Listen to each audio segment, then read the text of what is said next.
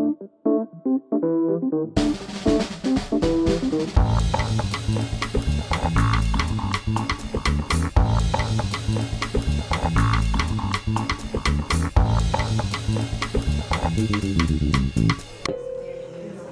here at the Irish Rover today, dishing with Michael Reidy, my old friend. Indeed. We're going to ask him a few questions about his restaurant, about being a member of Louisville Originals, maybe some personal ones thrown in. So, first thing I'm going to ask Michael is, Michael, where did you grow up? I'm an Irishman of 57 years of good standing, sometimes sleeping, but I was born in a small little village in the west of Ireland, Kilmahel, in the townland of Clonakilla. Kilmahel is the Gaelic name, it's the Church of St. Michael. St. Sinan, centuries ago, founded the parish of Kilmahel. And then I was born in a small little townland off that called Clonakilla, which means the area of kill. And it's actually very strange. It's a Norwegian because of the Danes being in Ireland. But anyway, sure, you know, it was a great life. I lived a very happy childhood and grew to be a young man there. And in 1984, I immigrated to New York to meet up my brother out there. He was in the construction business. He was a teacher back in Ireland. He came out to New York to work in the buildings and the bar trade. And so he could save some money, go back home and build a house, and then he would finish the house every subsequent years and sell it, and then, you know, that's sort of a hand-to-pocket thing, and sure, he worked really hard, and that was one of the things I've never had a fear of, was working. I just don't like it. You work very hard in Siobhan as well, but I've got questions about that later. Yes. Well, let me ask, when you were growing up at home in Ireland, who was the primary cook in the family? My mother. My mother was the cook. She would not allow anybody else to cook, because nobody else could. She'd be up early in the morning. You know, when we would make the fire at the beginning of the day, we would have coals in the pit from the night before. You take up those coals and you put in your dry turf peat in the back of the fireplace, and you put in your red coals and you put in some paper and you blow on the paper and you get the fire going. That was official that you were up and about, going about your day's work, was when you lit the fire. The fire was lit 365 days. Oh my gosh, really? Yeah. Wow. Summer, winter, because that's where the only primary source of cooking, heat, drying clothes. When it was too wet to put clothes outside to dry the line, you would dry it on the fire.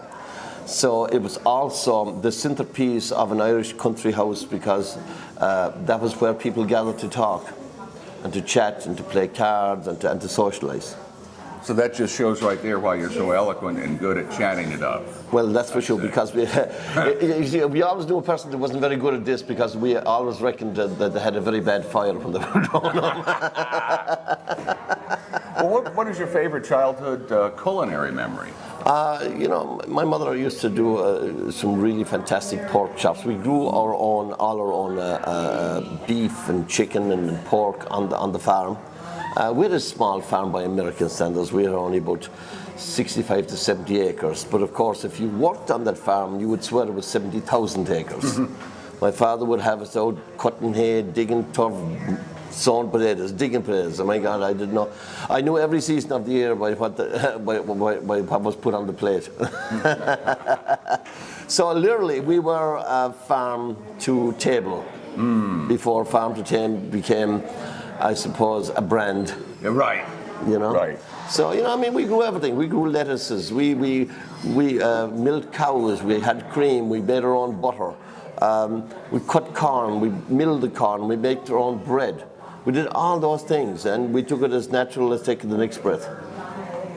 Well, now, from your childhood, is there anything, menu items that are served on your menu at the Irish Rover that you grew up eating? Well, we have the bread of life, my mother's soda bread.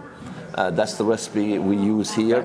Yes. That's soda bread. Well, thank you for that, because I love it. That's central to everything. That's why it's a hand of welcome, or a sign of welcome when people come in here and get dinner, and we give some bread to them, because I feel that is our very essence to what we're all about, that I like to people to share with us. Now, let's say holidays. Yes. Whichever holiday, pick a holiday, whatever one. What is your favorite holiday meal? No doubt it was Christmas time. And I loved the way my mother would do a turkey, or would do a goose, or a chicken, or a duck.